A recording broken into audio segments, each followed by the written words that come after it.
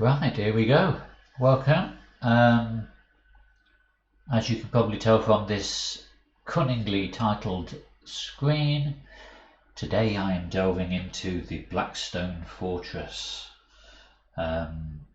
This is based in the Warhammer 40,000 universe, but is not a Warhammer 40k game as such. It's a board game in its own right, just set in that universe. Okay. Hello. So I've tried to set up as much as I can, bearing in mind how little desk space I've got visible by the camera. So basically, as a quick intro, the Blackstone Fortress is supposedly some sort of ancient alien space ship. It's vast, it's unknowable, no one knows how old they are. Well, they probably do, I don't know. They're very old anyway. And they are an elaborate, ever-changing construct. So full of ever-changing pathways and such like. Normally, the game is set up in that you have an 8-card exploration deck, which are a mix of combat scenarios and encounters that's basically events that happen that you have to deal with. Normally you always control 4 players, so even if you're playing solo like I am, you would have to control all 4, I want to say investigators, I've got my Arkham Horror hat on, explorers.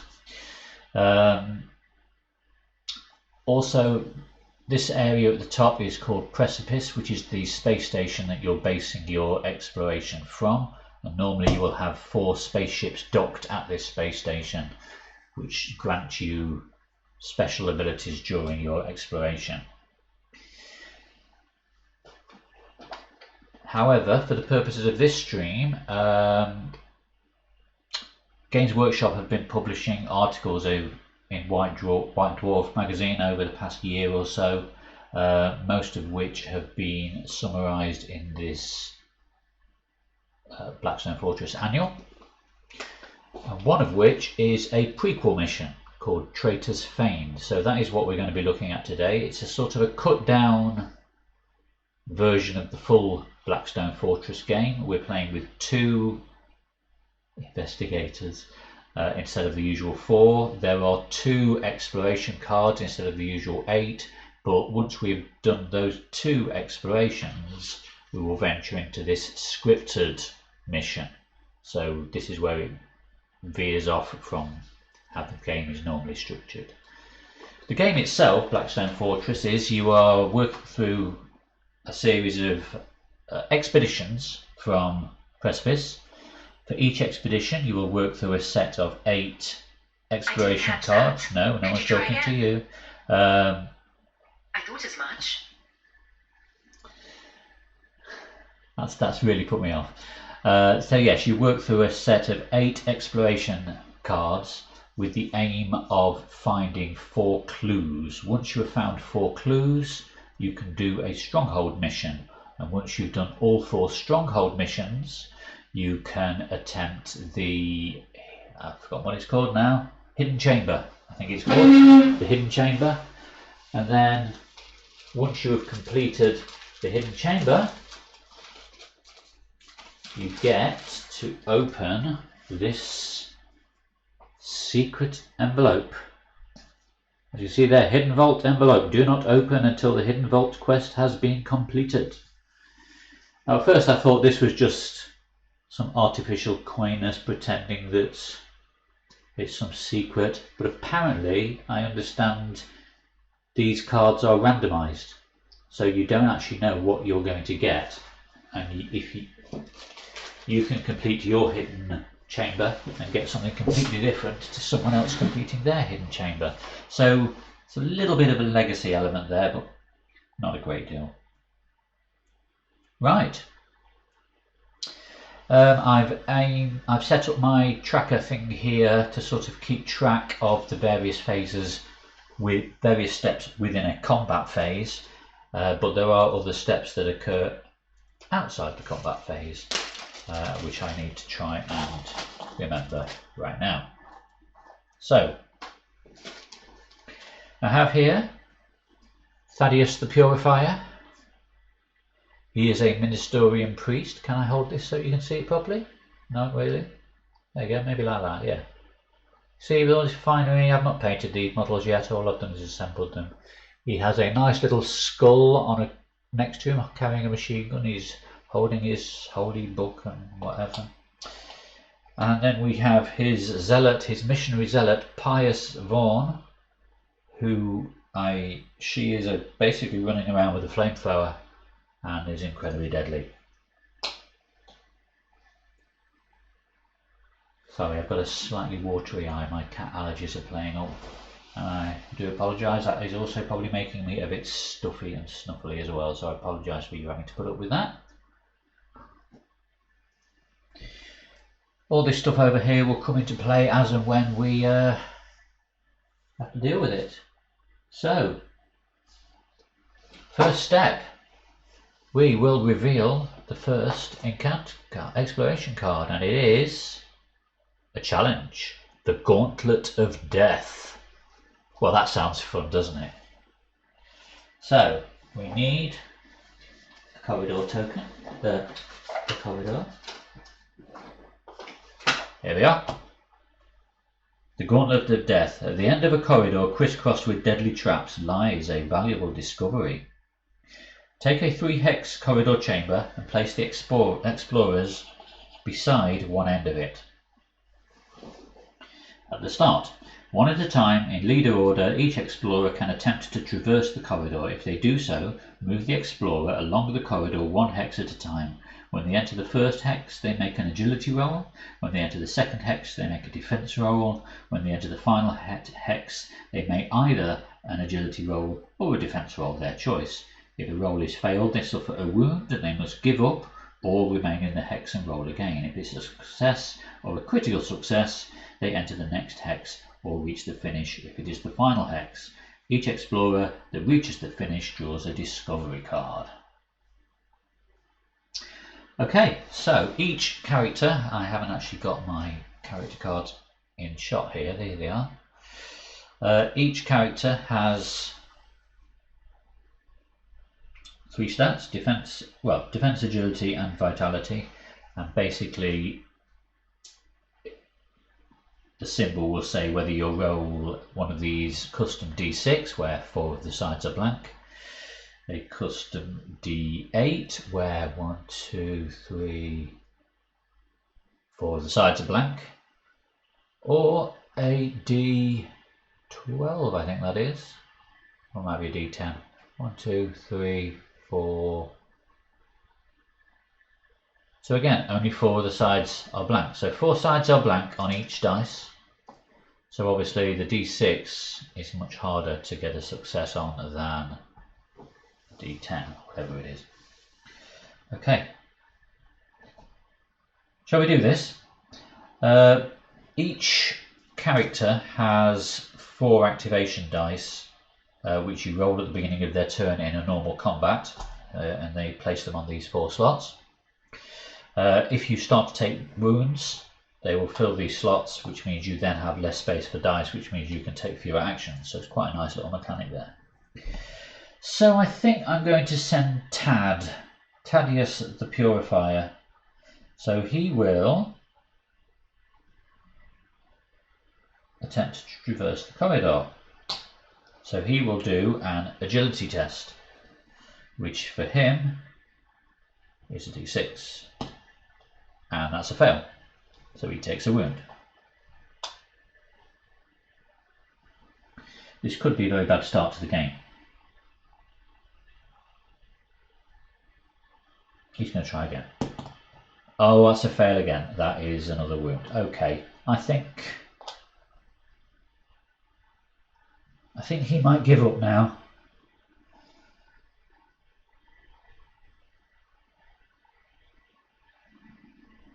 Go on, one more. Oh.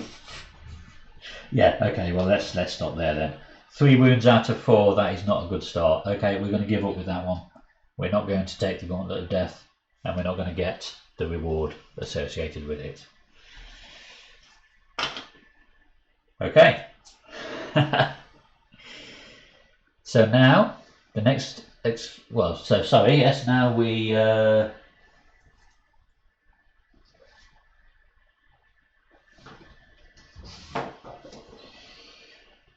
so we've done our exploration step. Now we do a recovery step, and the recovery step is, I believe,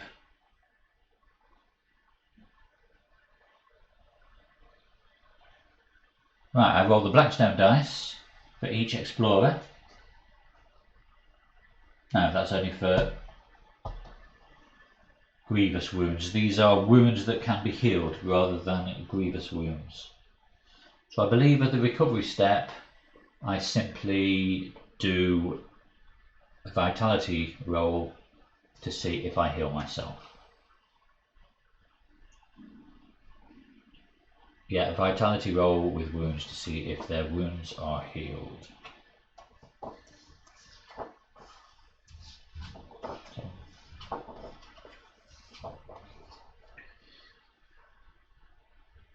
Players may make a vitality roll for the explorer in the recovery step. To make a vitality roll, yeah, so if I success, I remove 1 wound. If it's a critical success, I remove 2 wounds. So for Tad, his vitality roll is the D8. And he fails. So he's going into the combat encounter with all 3 wounds intact. Excellent. So let's see what our combat phase is going to be. Ooh, it's a big one. Okay. That's an interesting one. So I'm going to have to rejig things around, I think, to make space here. So I'm going to have to move that out of camera a little bit.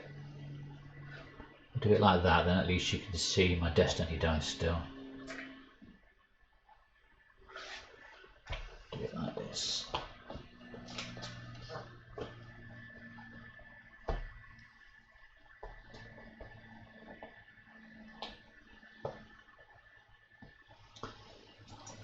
Okay, so just bear with me while I set this up. So we need the 3 again.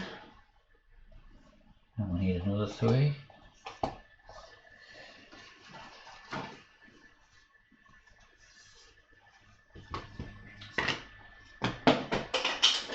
Just throw the pieces on the floor, that will help, won't it? Right, so we've got 2 3s.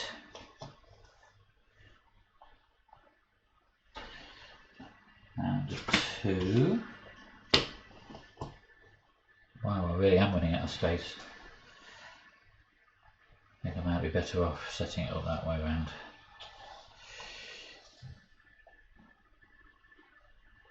Two 3s and a 2.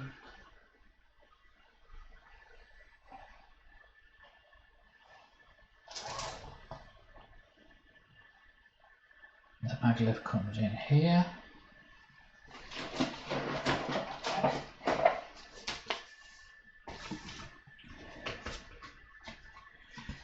And we have, is it this one? No.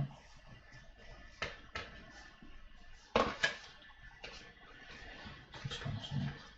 Yep.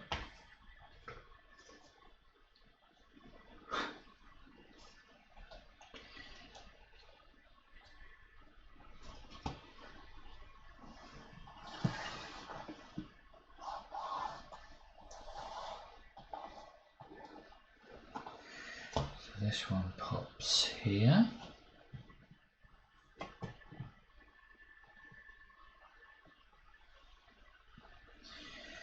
We have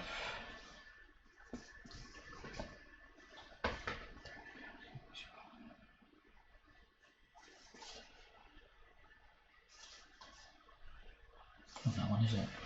That's it.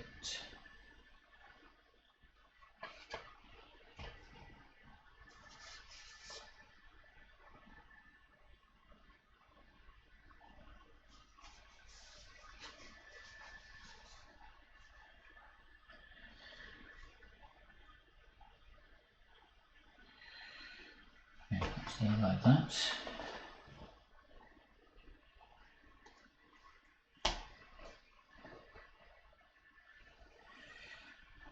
Then we have 5 like that here.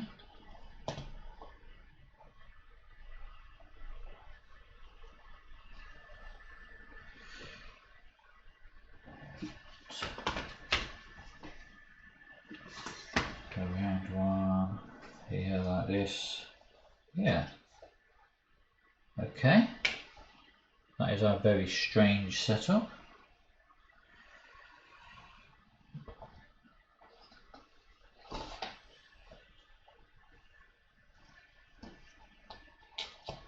Move it down a little.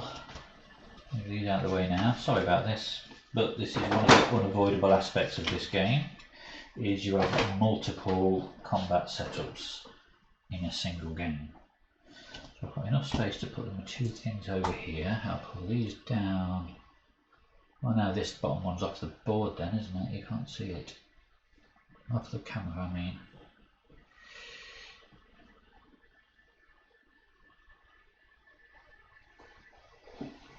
This tracker hopefully will make sense in a minute.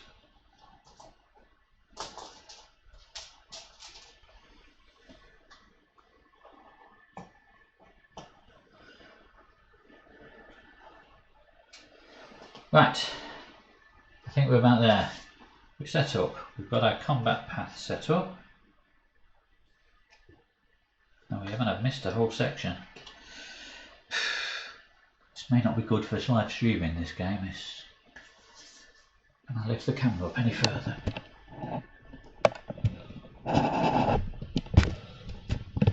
Give it a little bit more space.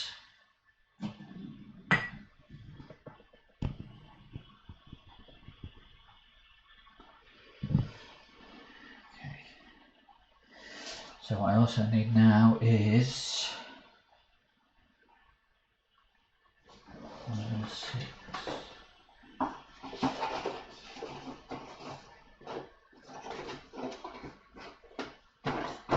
So that's that one.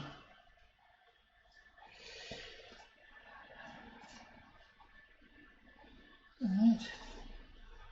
That's the 6. That's the 6. That's going to be along there somewhere. 5 there like this.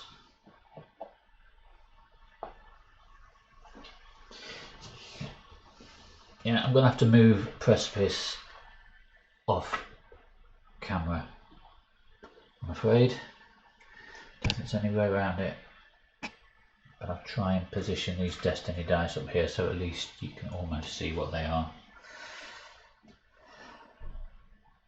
Okay, chaos ensues. Move these up here so you can at least pretend to see those.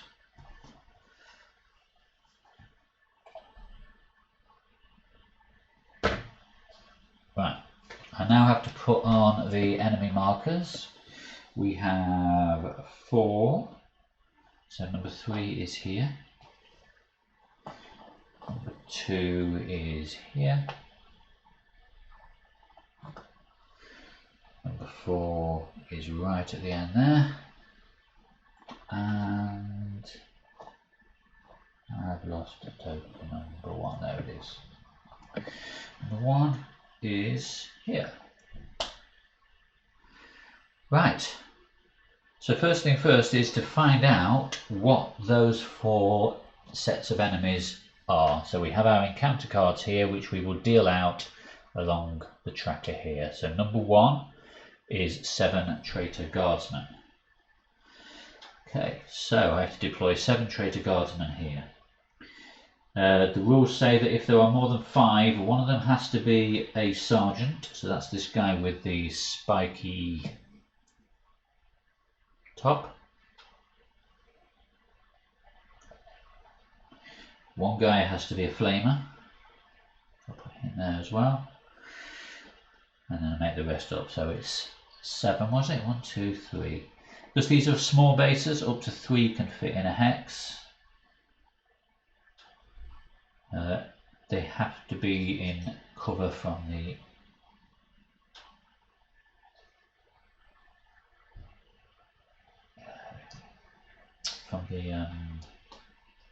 explorers. I keep wanting to say investigators, it's no good, is it? Right, so there we go, 7 traitor guardsmen there. Number 2.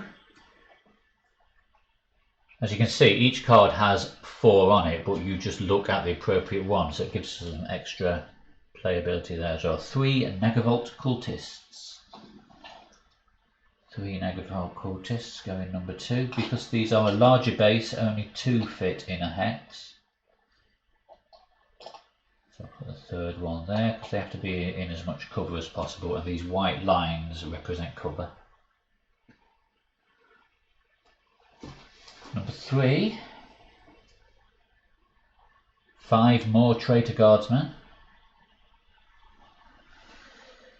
And again, because it's a group of 5 or more, it has to have a sergeant. And it has to have a flamer. The rest can be randomised.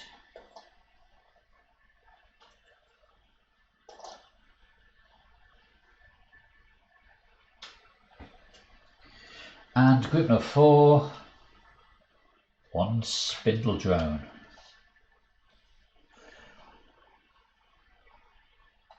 That seems rather pathetic. Right, enemies are deployed. We are at the departure point, whatever you want to call it. Right, so now the actual combat phase begins, which is my tracker thingy down here. So first of all, we roll the destiny dice. So as I said before, each explorer has a set of dice that determine what actions they can carry out.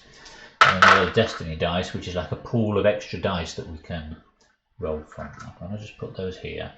So unfortunately, doubles get excluded. So we can't use the 1s and we can't use the 5s.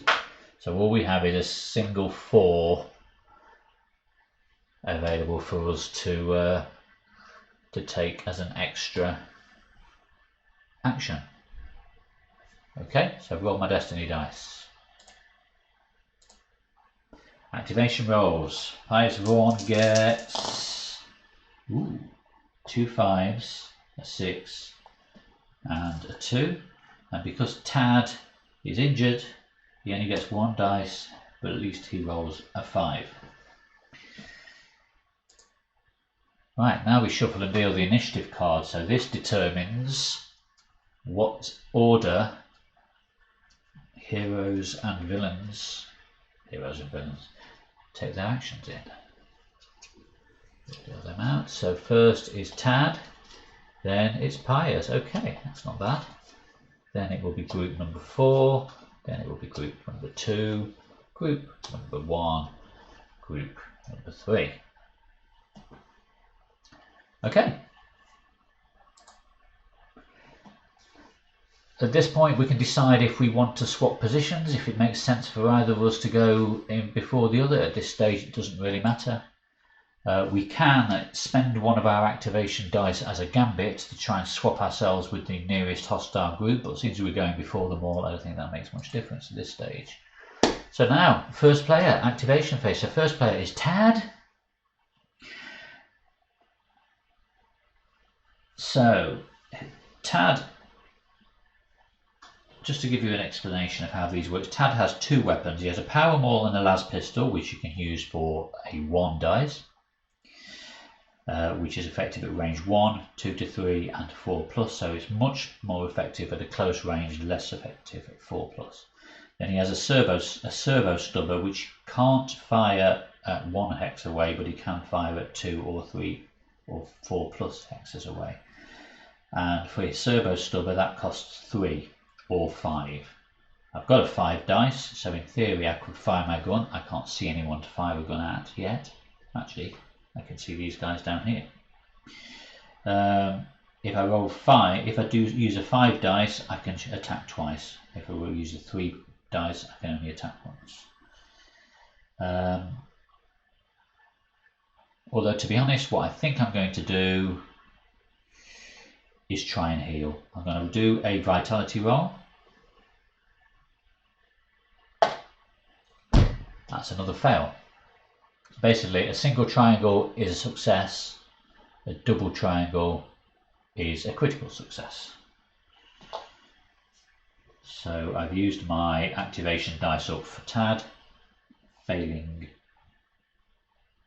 to heal. Okay. He's got no dice left, so he can't go into Overwatch. He hasn't killed any enemies, so he doesn't get an inspiration roll. Second player, so Pius, she has a move of 3.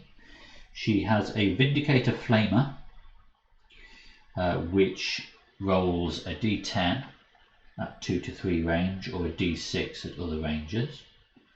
She has a Chain Blade, and she has Cleansing Flames.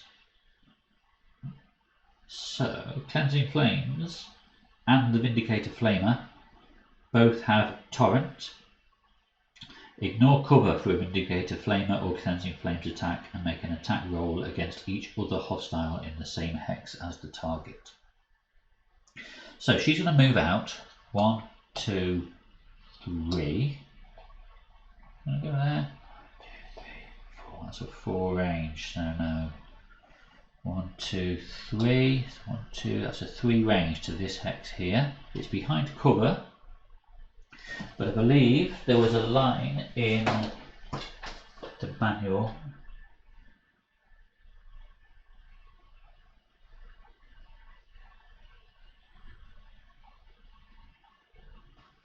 reroll attacks for Pious Thorns, a Vindicator Flamer and a Cleansing Flame attack actions if the target is also visible to Thaddeus.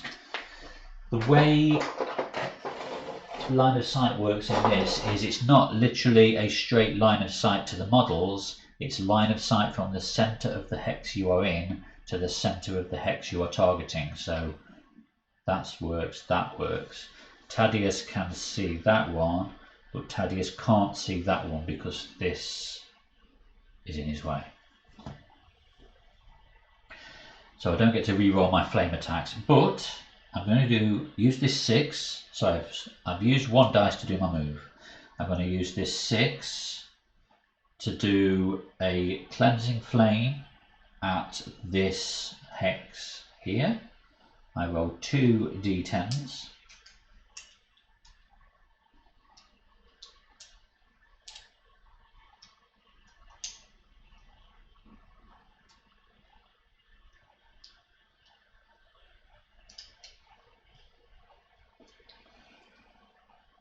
I'm sure I got this right. Yeah, make an attack roll against each other hostile in the same hex as the target. So I'm attacking this guy. So that's 2 critical successes. The Traitor Guardsmen have 2 wounds. A critical success is classed as 3. So he is dead. The Sergeant is dead. And actually the Sergeant has 4 wounds. And then I make against each other. So 1 wound on this guy,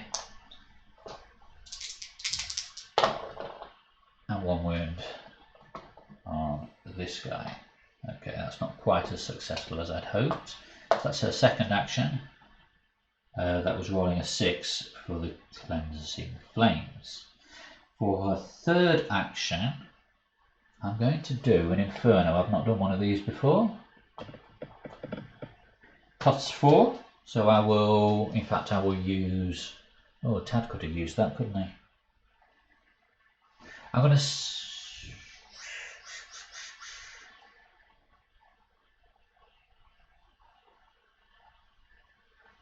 say Tad used that 4 to do another vitality roll, to see if he'd healed himself. He did, he healed himself of 2 wounds.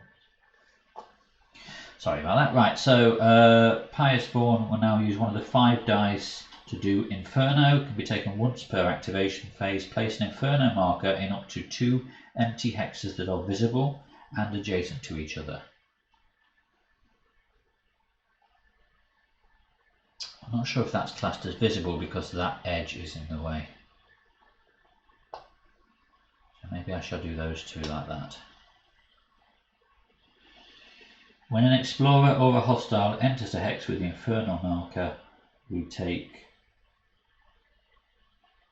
a triangle roll and remove the markers next time she is activated. Okay, so she has one action left.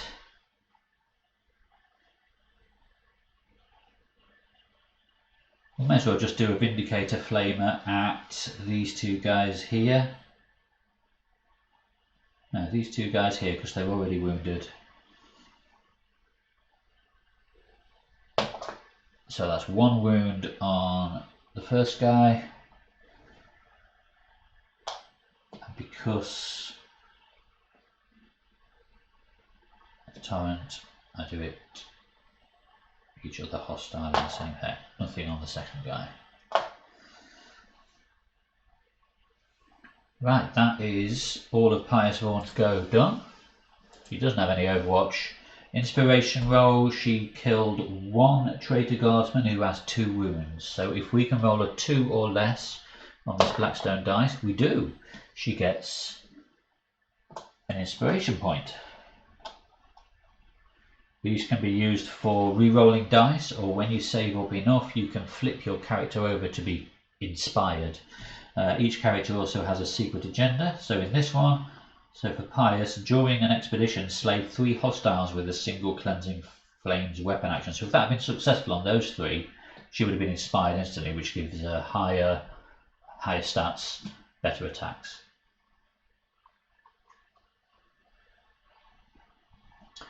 Right.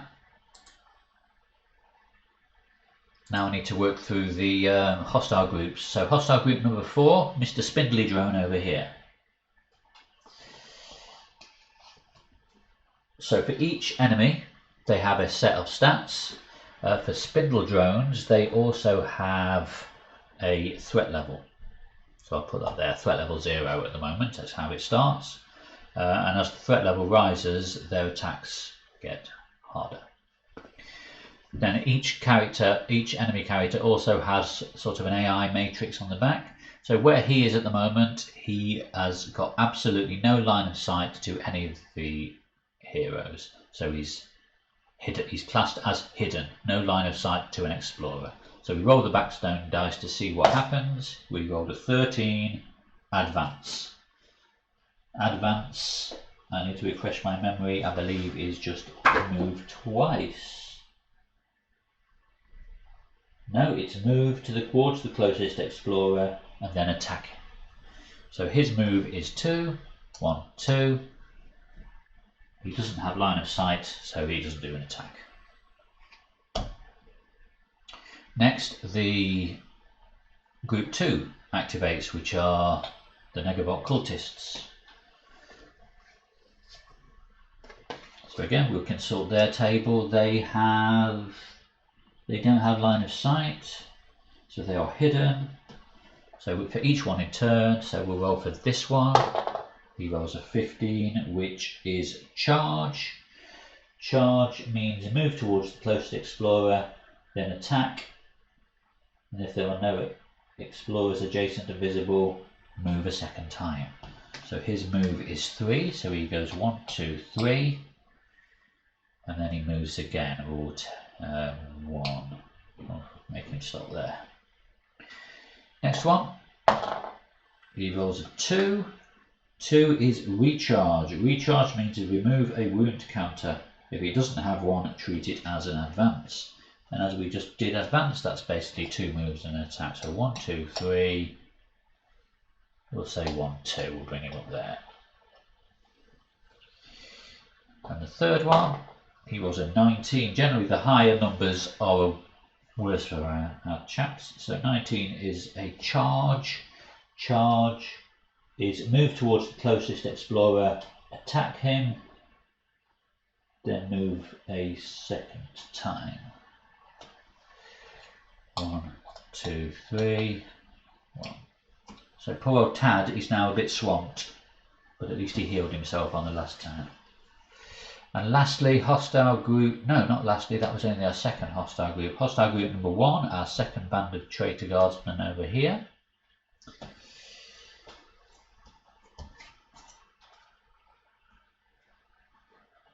they are all hidden.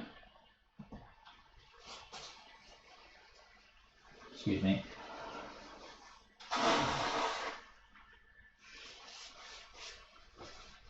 So we have 7 to deal with here. So number 1, we're up to 10, advance. Let's move and attack. His move is 2, 1, 2. So not a lot happening. Can he see? He can't see Pious Fawn, so she's okay. Next one. 4, sneak. So sneak is make a move that ends as close as possible to an explorer, but without entering a hex that is visible to an explorer. Well, he's only moved 2 anyway, so 1, 2. Next one. 13, charge.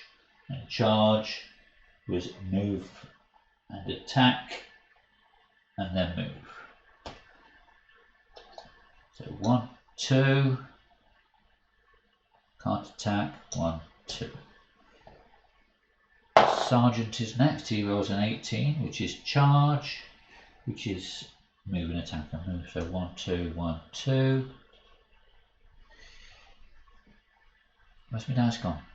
I've gone blind. There it is. 2, hold, so he stays in position. Next one, 5, that's a sneak. So 1, 2. Next one is an 18, which is a charge. So 1, 2, 1, 2. And then lastly, group number 3 are the guys down here that got flamethrowed. This might be entertaining as they may end up running into the Inferno. So, this guy over here, 18, charge. So he goes 1, 2, but as he enters there, the Inferno attacks, 1 wound. So he is now on 2 wounds. But he now carries on with his charge. His charge was move and attack. So he attacks Pious Vaughn. He is a flamer. Wouldn't he just be a flamer, hey? So that is this dice at a 1 range, 1 wound. Now the difference for our heroes is that they get a defense roll. Pious's defense roll is a d6. So she can match that, she's fine. She doesn't, so she takes a wound. Okay, now this guy. He rolls a 4, which is sneak.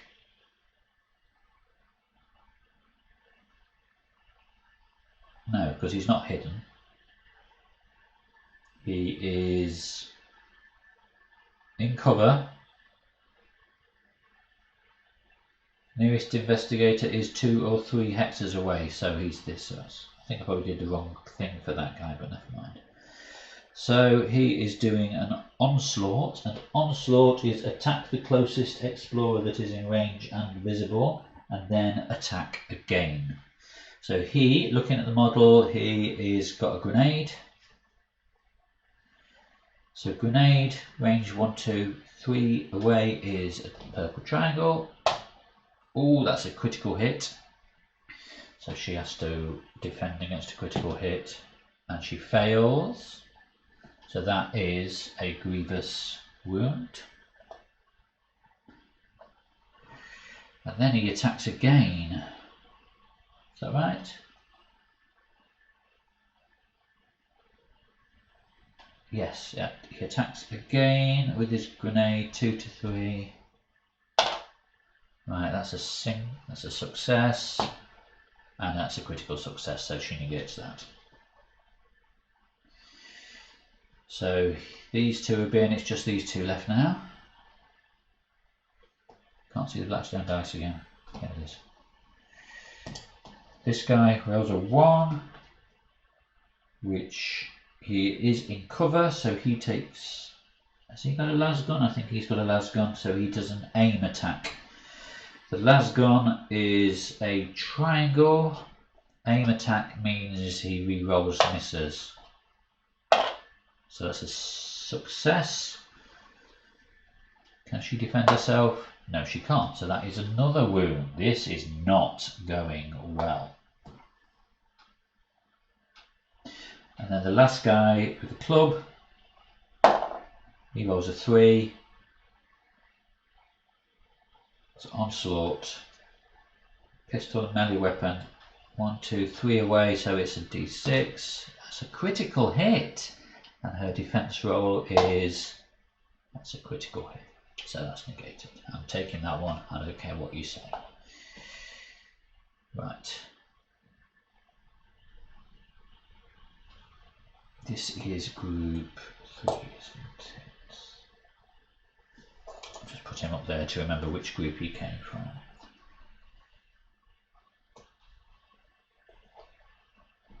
Right, I think that's all of our groups have had all of their actions now.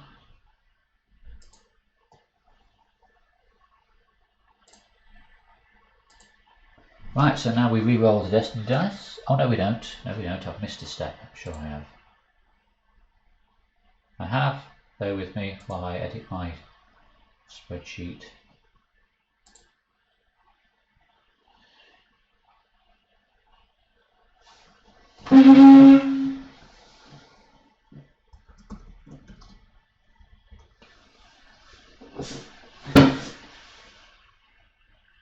Live editing of spreadsheet.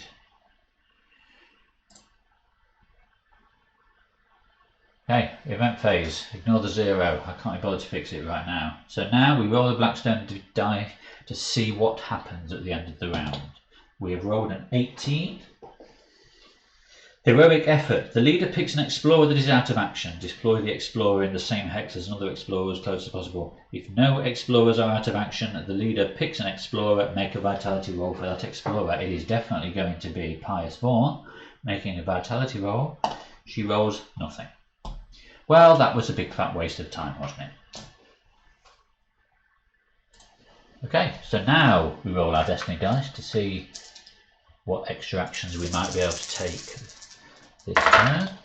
Oh, for goodness sake. So we have a 1 and a 2, and then we have rolled 3 5s, so we can't use the 5s. So that's a couple of very basic actions that we're allowed to take for free next time. Activation rolls. So Tad is back to having 3 activation dice, and he rolls a 2, a 4 and a 5, which is a shame he could have done with a 6. And poor old Pious Vaughn now only has 1, and she only rolls a 2, and her Inferno markers will go away next time she activates, it says, I think. Yeah. I need to remind myself what I can do with the inspiration points. One is re-roll an action die. Yeah, okay, I was hoping I could heal myself, obviously not. That would be too easy, wouldn't it? Right, next is initiative. So we shuffle these up again to see what order people will be taking actions this time. It's difficult to shuffle a very small handful of very small cards. So let's see what this gives us. Number 1 is Hostile Group 4, so that's the Spindle Drone. Then Hostile Group 1, then Pious Vaughn, then Hostile Group 2, then Tad, then Hostile Group 3. Okay.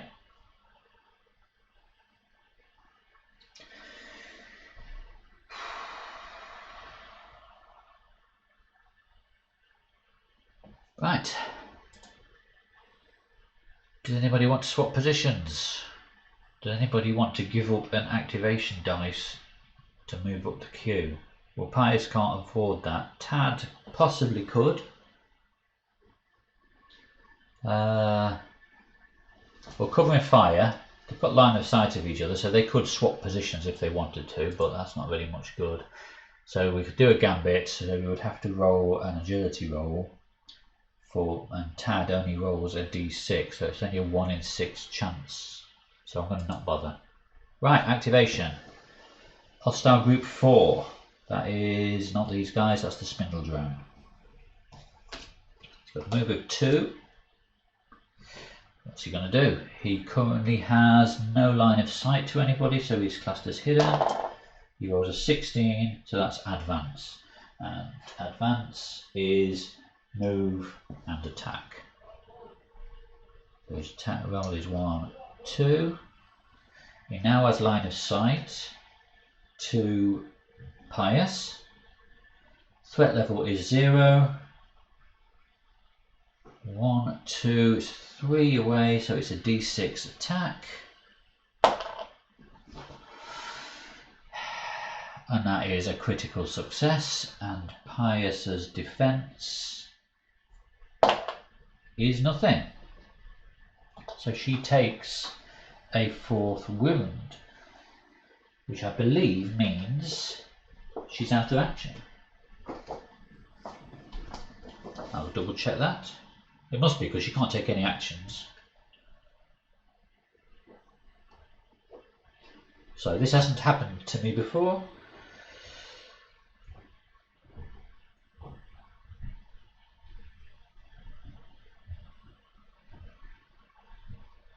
Once damage caused to a hostile, let's look at the other way. So actually help if I look at hero A.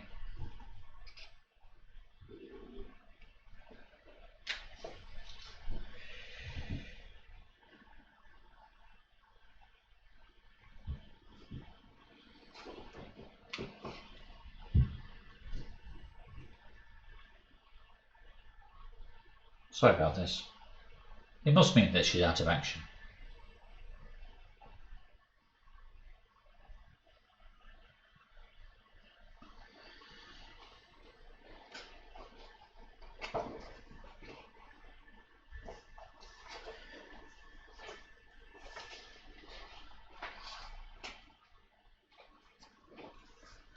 Okay, let's take it she's out of action anyway. She can't take any actions.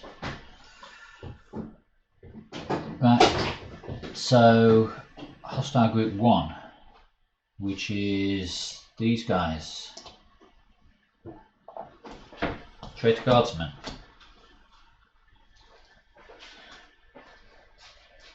Right, first guy, this one up the front. He has line of sight, so he is close, and the range to the closest is visible. Not in cover. Right, he rolls a 5, so that is onslaught, which my terrible memory has to check the list again. Onslaught, attack the closest explorer, and then attack the closest explorer. Well, Pious Vaughn is no longer she's slain, isn't she? So she's no longer visible, so he's not close, he is hidden. He has not got any line of sight to Tad over here. So hidden 5 is sneak. His move is 2, so he just goes 1, 2. This guy, he is hidden. 6 is advance, which is attack, move and attack. 1, 2, he can't. Next guy with the club, he has rolled a 6, he is also advanced. 1, 2. This guy with the pistol, 1, hold. This guy with the las gun, 14, charge. Charge is move and attack, and then move a second time. 1, 2, can't see anybody. 1, 2. And then lastly the guy with the flamer, 6, sneaky, sneaky. 1, 2. Right, so that is the hostile group 1 is done, hostile group 2 is done. Now Pious is out. I'll put her there. Hostile group 2, which is the Negative Cultists. This is not going well, is it? Negative Cultists have a move of 3 and 2 wounds. They are engaged. Well, 2 of them are engaged, 1 of them isn't. So let's take the guy at the top who is engaged. He does a 19, which is charge.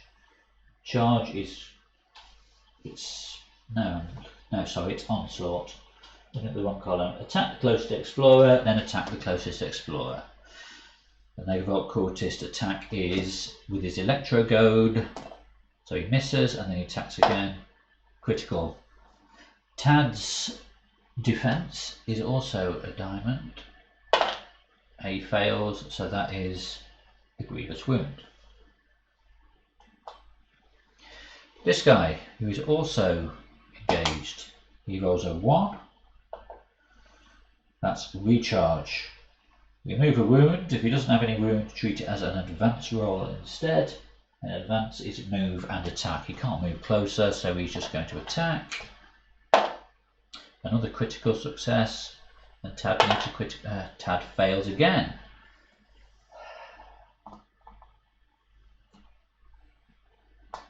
This is terrible. Perfect demonstration of how to play the game. And the third Negavolt Cultist, who is... So, no, I'll roll that again, just attack 2. 3.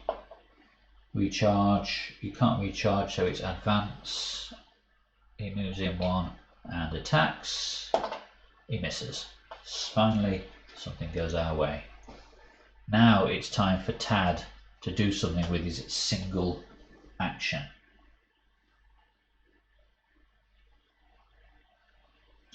So he can attack twice using his Servo Stubber.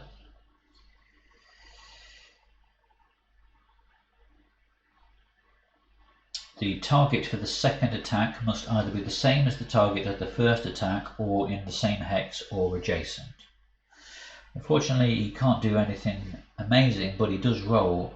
He can't take all 3 of them out, that's what I mean. He has 2.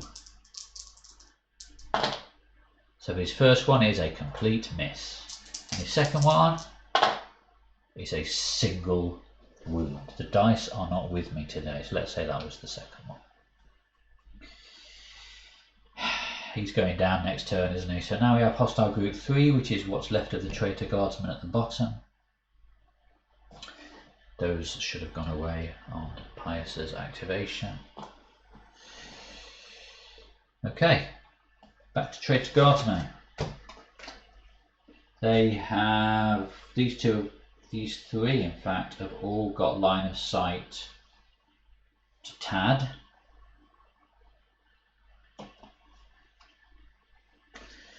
So they're not hidden, they're not engaged, they are in cover, I guess.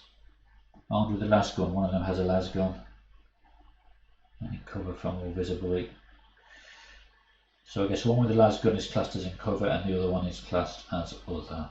So the one with the las gun, he rolls a 20. Fury.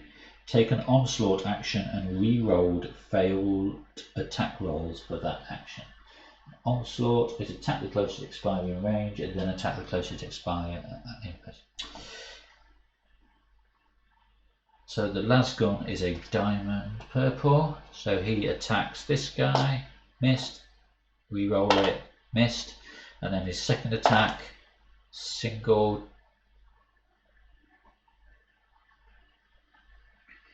and his defense is...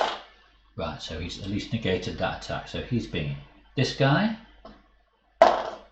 He rolls a 14. He's classed as other, so he takes an aim action with his pistol, which is a single dice. Aim action means you re-roll a miss, but that's a single hit.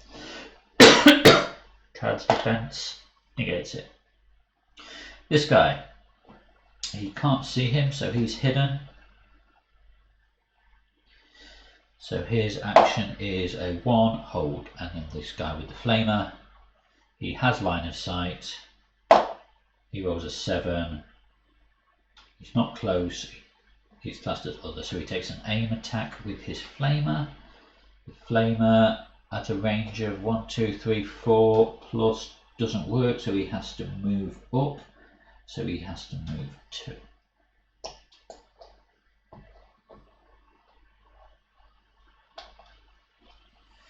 And that is all of our actions.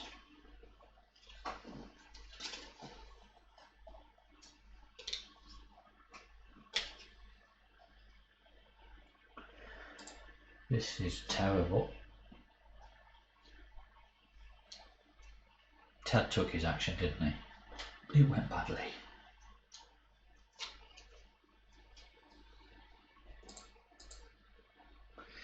Nobody killed anybody, so there was no inspiration rolls to happen.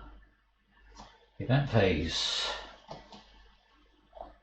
The event is 10. Draw an encounter card. If it has a twist, it applies for the rest of the combat. If not, there is no effect.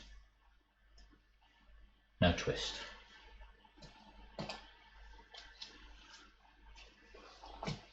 So a twist is, as an example, this card here that's got like a paragraph instead of a deployment on it. And I should have rolled for group 3 reinforcements. I rolled a 3. They are a large bay, no, they're a small bay, so 2 reinforcements. So this sergeant should have come in, and what I didn't do is put in the portal locations on the map. So there was one here and one here. So he, where did I just put him? Is here. He would have deployed there, and then he would have taken an action. He's hidden, he rolls a 20, so that would have been rush, move towards the closest explorer and then take a charge. So his move is 2, 1, 2, then he takes a charge, which is move and attack and then move. So 1, 2, 1, 2, you have to go there because he can't go in that square. So this sergeant is with this squad, that sergeant is with that squad. I'm going to have to try and remember that. Okay, Destiny phase. Oh, I didn't use the Destiny dice. For goodness sake, that was a 1 and a 2. Can we say Tad used them both to try and recuperate?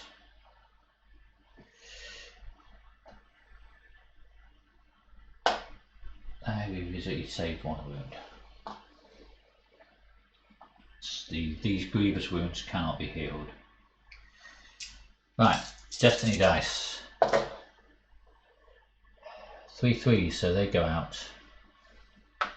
But we have a 2 and a 5 available for use. Activation rolls. Tad gets 2. Oh, 5 and a 6. Ooh, excellent.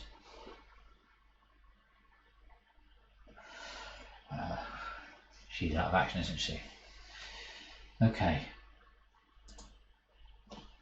Shuffle and deal initiative cards.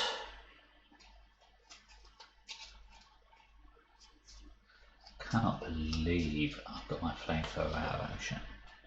Hostile group 3. Hostile group 2. Tad. Hostile group 4. I'm going to have to shuffle that again because hostile group 1 wasn't in the pile.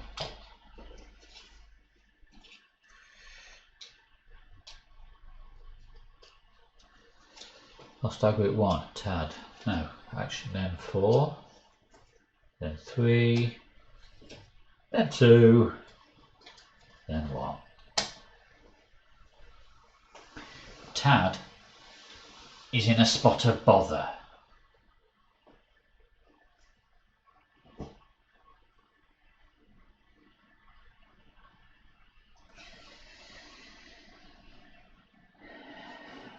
He's basically got 4 actions he can take because of this, the dice.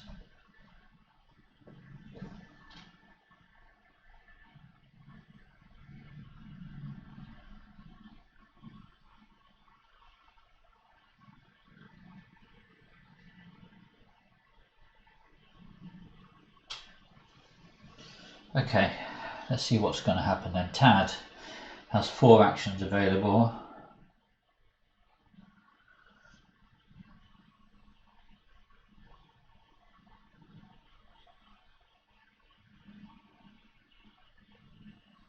Action 1 is going to use the 2 to attack the nearest Negavolt cultist with his power maul and las pistol. And he missed. Action 2.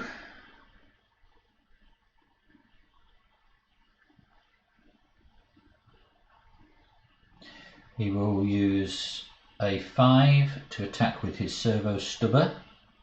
No, he can't. They do that at range 1. Okay. He will attack with his power maul and las pistol again.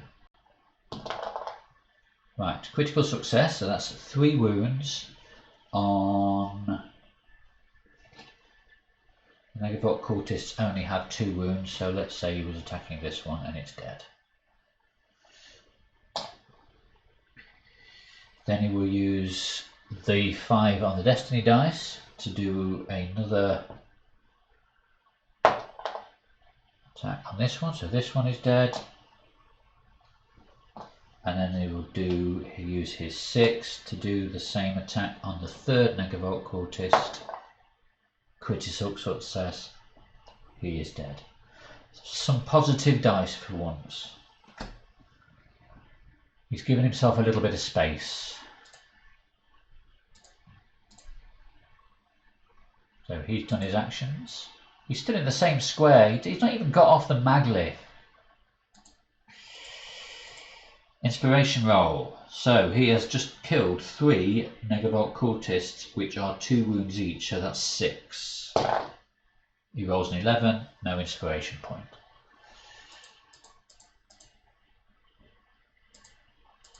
Right, group 4. It is the spindle drone. He still doesn't have line of sight, he's hidden, he rolls a 2. Hold. Then we have group 3, which are the traitor guardsmen down here, plus this 1 sergeant. 1 sergeant. I don't think he has line of sight from the middle of that hex to the middle of that hex. No, he doesn't. So the sergeant is hidden. Let's do the sergeant first. 15. Advance. And advance again, I forget every time. Move, attack. So his move is, I'm looking at the spindle drone table. So I rolled a 15, hidden, charge. Charge is move and attack, and then move. So his move is 2. 1, 2.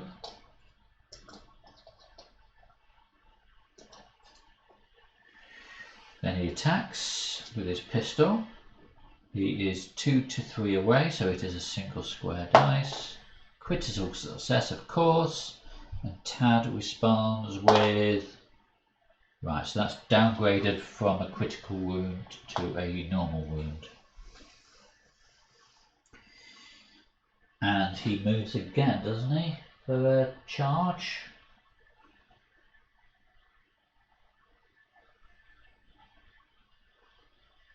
Only if they're not visible. Okay. Right. Carrying on with group 3. Guy with the grenade has no visibility. So he's classed as hidden. 2. Hold his position. Guy with the lasgun.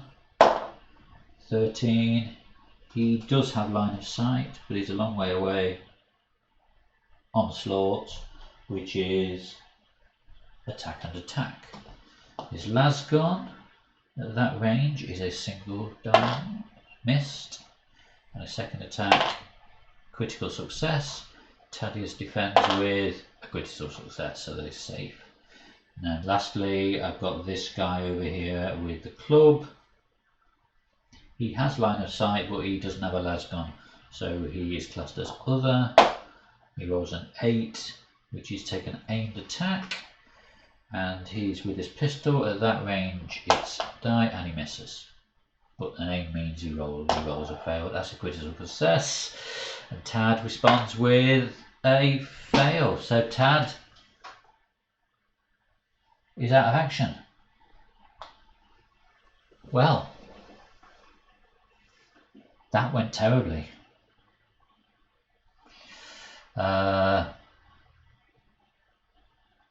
Yeah, so 1 hour 26 of stream, 20 minutes of that was set up. So it's taken me an hour to get utterly slaughtered. I thought that was supposed to be a gentle introduction to the game, but maybe not. Perhaps I missed something in the setup.